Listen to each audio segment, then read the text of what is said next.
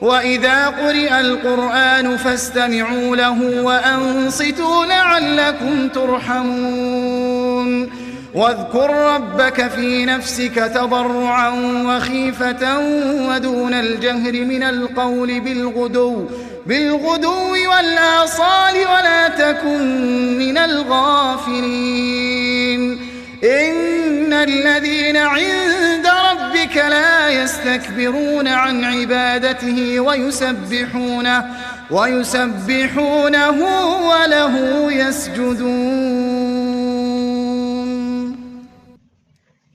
بسم الله الرحمن الرحيم. يسألونك عن الأنفال قل الأنفال لله والرسول فاتقوا الله وأصلحوا ذات بينكم وأطيعوا الله ورسوله إن كنتم